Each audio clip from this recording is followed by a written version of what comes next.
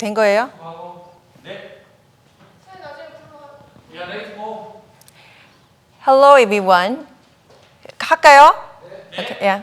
Hello everyone. You're watching Global Leaders Network Win TV. I'm your host, Yesayun. There are many leaders globally in areas such as government, business, non-profit organization, education, etc. Global Leaders Network invite these leaders and share their wonderful stories. Today, I invited David Shestokas. How are you today? Fine, thank you. That was perfect. You got Shestokas just perfect. Yeah. It's wonderful to be here with you.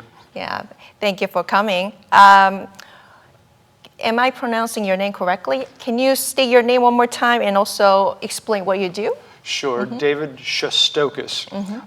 It's Shestokas. Shestokas, just the way it sounds. I'm an attorney. I'm a former Cook County prosecutor, and I'm an author. I've written some books about the Constitution and the Declaration of Independence, primarily about the founding documents of the United States. A number of years ago, I was invited to do a Constitution Day presentation at a high school in Southwest Florida. I'm also licensed to practice law in Florida. And I asked some of the kids in an American history class what year the country was founded, and they didn't know. I thought I'd ask them something simpler, and I asked them what day it was.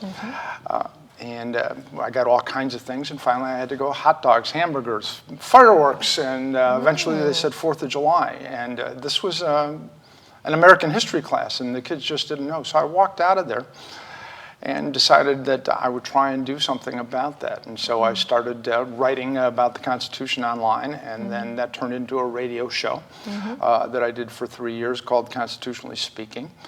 And during the run of the show, we used to have promotions that would play during the week. The show was on the weekend. And during the week, we'd have a minute of Constitutionally Speaking. And I'd answer in 60 seconds something like, what did Jefferson mean by all men are created equal? And so I collected those and put them into my first book called Constitutional Soundbites, which has 150 questions and answers about the founding documents, about the Constitution, the Bill of Rights.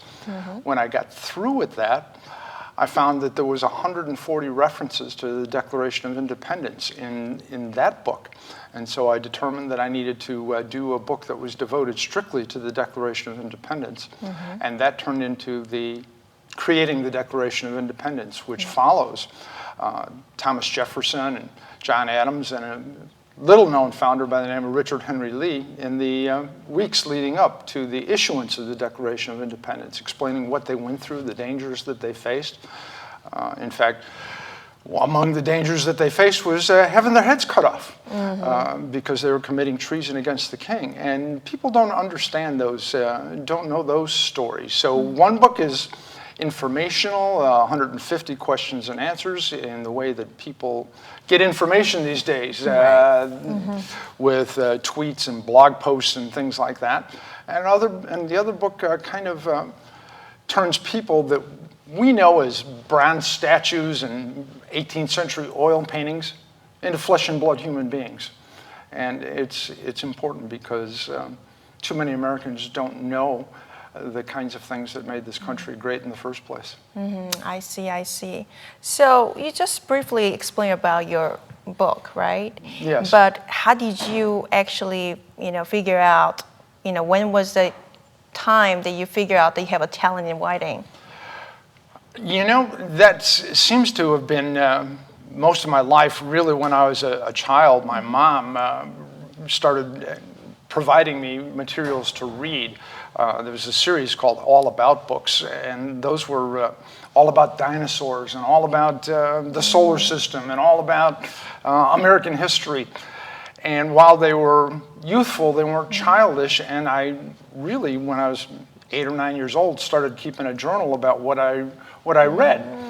And so I started writing more or less when I was 8 or 9 years old, and have continued that through my life. Of course, as I mentioned, I'm an attorney. A big part of an attorney's work is, in fact, writing.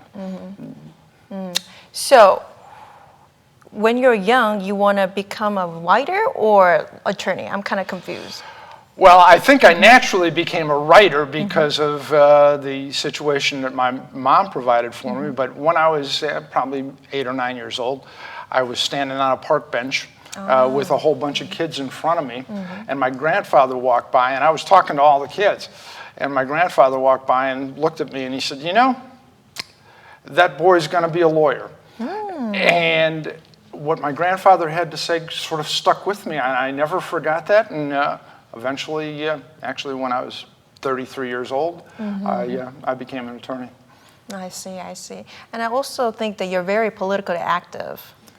Yes, I have been politically active through the course of my life. I was actually a Republican candidate for United States Congress back in 1990. I was the nominee. I ran against a sitting congressman by the name of Bill Lipinski in those days. And that's maintained throughout time. During the election of 2016, I utilized my legal skills and my political interest to work on ballot integrity issues for both the Trump and Rubio campaigns in Southeast Florida in Broward County.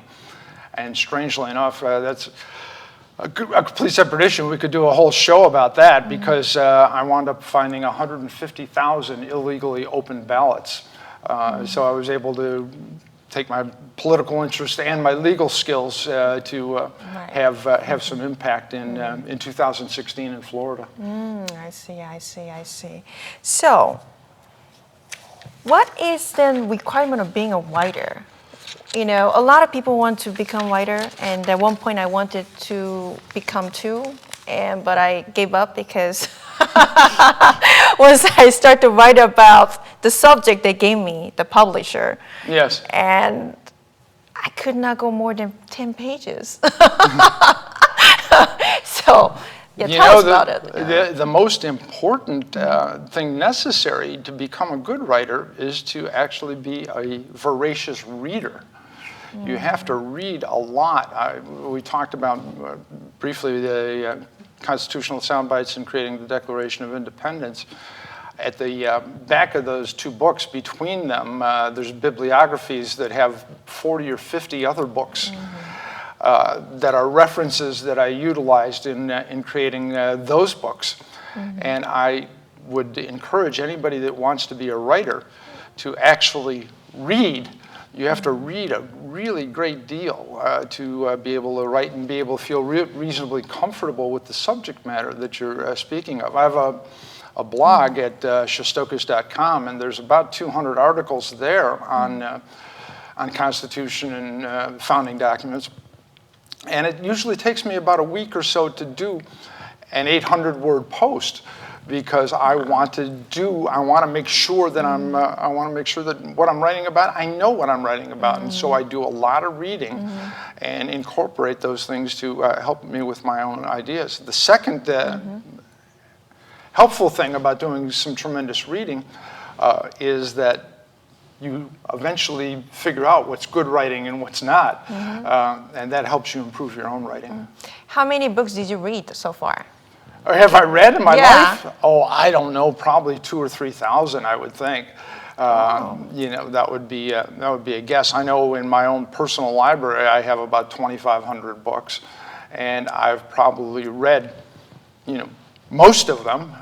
Some of them, you know, look good on the shelf, but most of them I've read. That's one of the longer books is the 85 essay collection of the Federalist Papers, which were the arguments made in 1787 for the ratification of the Constitution. But I figured out that these days hardly anybody's going to read the Federalist Papers, and so that's one of the reasons for constitutional soundbites, because nobody's going to read those 85 essays that James Madison and John Jay and Alexander Hamilton wrote in 1787, so they need a way to kind of understand what was going on, and that's what constitutional soundbites is about. How did you find your time to do all of these? You know, becoming a writer and also lawyer, being a lawyer, and I bet you're a father too, right? So how did you manage all of these all together? I love all those things. You know, I love all those things, and I certainly love the law. I love the country, so I have a strong interest in that, and I love sharing that interest. So I don't think it feels like, none of it feels like work. There was somebody a long time ago, find what you like to do, and the money will come or whatever. And if you're loving the things that you do, it doesn't feel like stressful on your time. There are many books related to Constitution. How can we differentiate your book from others? You know, most of the books on the Constitution are written by either attorneys or scholars that are kind of dull and boring in some respects, and very, very difficult for many folks to read. Not because people don't understand it, just because the writers write in a fashion for their profession or for their for educational interest. And I've written these books in a completely different way. One to be short, informative. There's, like I said, there's 150 questions and answers. You can open to any page and find a useful bit of information. And the second one, as I mentioned earlier, was that regarding creating the Declaration of Independence, I went out of my way to paint a human picture of people like Thomas Jefferson, who we know from the big statue in the Jefferson Memorial, right? But we don't think of him as a fellow who had 6 weeks of migraine headaches after his mother died, or that he really actually wanted to be in Virginia, involved in some things that were going on there, rather than Philadelphia writing the Declaration of Independence. So these books are different than the typical books. And one of the ways that they're, I think, importantly different is, of course, I'm an attorney, and attorneys tend to write like lawyers from time to time. And one of my main editors, so that I could write it for the general public, has been my mom, who just turned 90. And when mom reads and edits, mom will tell you, "Hey, Dave, this sounds too much like a lawyer, right? I don't get this, you know." And it's not just lawyers have, like any profession, have their own special language. And so I keep rewriting till mom says, "Yeah, that makes sense." And so I think one of it's mom approved. It's mom approved. She's the best editor. Yeah, the best editor you could possibly have would be probably your mom, because she's not a lawyer, and she's a very, very intelligent woman, obviously, and but when you can write it for mom, because not only is she the best editor from that standpoint, she's a willing critic. There's a lot of people who read it, oh, that's great, but your mom will say, "Hey, this isn't right," you know. Very honest feedback. Very honest feedback from your mom. So I would encourage anybody in any endeavor that they're doing, consult their mom. Okay, that's funny. What's your vision? Certainly the vision is to try and correct the dearth of knowledge that we have. One of the reasons that we have become so divided and people are able to divide us is, in fact, that we don't have the knowledge of our common heritage as Americans that we should have. One of the things in creating the Declaration of Independence discusses in detail 55 very important words. We hold these truths to be self-evident, that all men are created equal, that they are endowed by their Creator with certain inalienable rights, that among these rights are life, liberty, and the pursuit of happiness, that governments are instituted among men to protect these rights, deriving their just powers from the consent of the governed. If, in fact, Americans would memorize those 55 words rather than the preamble of the Constitution, they might understand what we call the American creed. Over years and years, millions of people came to this country. And if they adopted the philosophies that were found in the Declaration of Independence, they could become Americans. I think I speak pretty good English and whatnot, and if I went to England and lived there for 20 years and pledged allegiance to the Queen, I'd never become British. But in fact, if you adopt the philosophies of the founding of the country, then you can become an American. And this is the only place in the world that that can happen. And we don't teach that to the folks that are, in fact, born here. Right. There's many, many people that are now have come to the country looking for a better life in many ways, have in fact studied and adopted those things. And that's what we used to do for a few hundred years, but it's something that we've lost. And I'm going to try and bring that message to, that's my vision, is to continue to try to bring that message to people. Oh, I see, I see. Do you have a time for yourself? What do you do? What's your hobby when you have a time? I play some guitar. Oh, you're a musician too. Well, I don't know if I'd call myself a musician, but I play some guitar, and I sing a little bit. I don't know if I sing as much as I yell, because it's all 60s and 70s rock and roll. Wow. And I play some bridge. I've played tournament bridge around the country through the course of my life, and I have some sort of master ranking. I don't know about that, but that's, so I play some bridge. Over time, we've kept some chickens in the backyard. So there's a few other things, but mostly I read. I bet you do. I just love to read. Yeah, I see. What is success to you? Because obviously you're successful, a lawyer and author. What is success to you, and what brings you happiness? Success is, of course, a sort of a fleeting situation, because I've done, I don't know, several hundred trials in court, and when you win a trial, obviously, you can define that as success. And certainly, there's some other kinds of situations when you get sworn in as an attorney, or sworn in as I've taken an oath to support the Constitution 8 times in my life, and each one of those moments is a successful moment. But when you think about success, I always think about some of the story that I heard a long time ago regarding Roman generals. And Roman generals, after a big victory, there would be a parade through the streets of Rome, and people would be lined up cheering them and throwing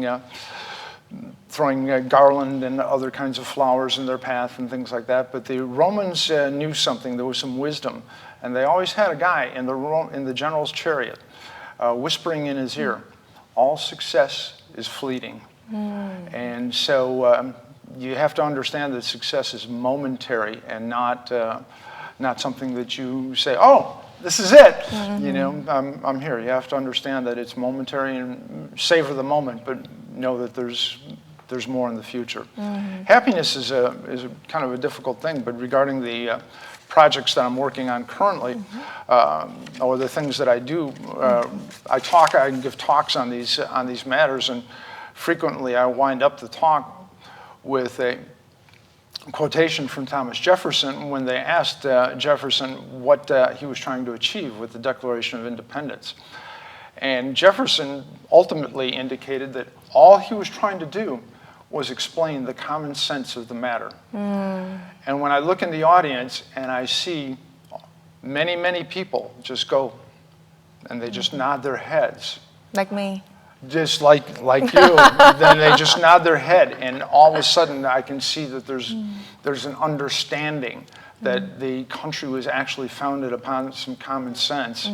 I get a moment of joy and happiness that I've achieved something to hopefully that will carry forward long after I'm gone. To be honest with you, this country was founded in God, but somehow what's going on in this society nowadays, they're removing God systematically, So I hope that you can write about that too in the future. One of the last section of creating the Declaration of Independence focuses on 8 other words in the Declaration, and those words actually give legal legitimacy to the United States of America.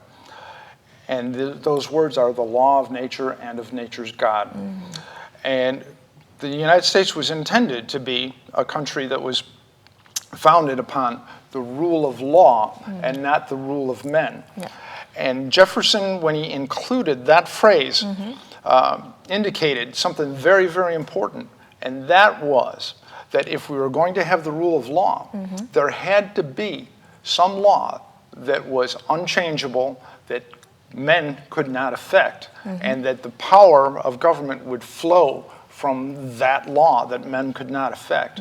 And consequently, through observation of natural law or divine inspiration from nature's God, would be laws that you can't change or affect. Relative to the law of nature, you know, a legislature could get together and pass a law that says the law of gravity will not apply in our territory.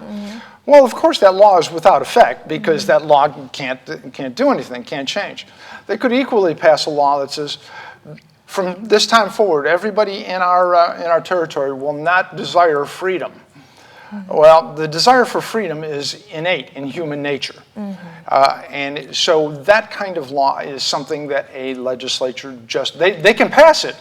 They can pass it, but it will have no effect, and it will not last. A good example is probably the 18th Amendment and Prohibition, because that was the only amendment to the Constitution that actually restricted liberty. And that amendment to the Constitution failed because it actually told people something that they cannot do. And the law of nature and of nature's God says a legislature just doesn't have the power to override humans' innate desire to be free. I see, I see. Do you have comments to our audiences? Well, if I do, obviously I'm a bit biased. I would love to see them read my books because I think they could learn quite a bit. But it goes back to your point about being a writer and the importance of reading. I mentioned that there's those 40, 50 books in the bibliographies. I would encourage them to get my books because I'm biased. I think they're good. But beyond that, I don't think that they should overlook the bibliographies, but they should actually go to the bibliographies, seek out those books that I used to learn what I know, and read them and become educated themselves and pass along the knowledge that they pick up, because it's just really, it's not only important to the United States, it's important to the world. You know, I've been moved recently by the scenes of the folks in Hong Kong marching down the streets with American flags, recordings of them holding the American flags and singing the Star-Spangled Banner. We are, in fact, the last great hope for the world and for freedom and democracy. And I would wish that your audience would understand and pass that along. Thank you for coming to our station. By the way, one of my friends, Matthew Farrack, he actually published a book about me. And it's online, but it's a great book. But if you have a time, you can read about me, then share your perspective. I would love to have the opportunity to learn more about you. Obviously, what you're doing here to bring leaders to people and educate them about the kinds of things that people use to achieve success is a very educational thing, and the motivation for what you do is extremely, extremely important. And of course, we do know that video is the wave of the future. And in fact, I'm involved in a project now about establishing what they call an over-the-top television network that is devoted to the first principles of the United States of America. So I hope to follow in your footsteps. So it would be very, very useful for me to read more about you. Thank you so much. Thank you for watching Global Leaders Network Win TV. If you want to watch this again, you can watch this through our website and YouTube. And don't forget to subscribe us. Until then, next Thursday, 9 p.m., I want to see all of you and have a blessed week. Bye-bye, everyone.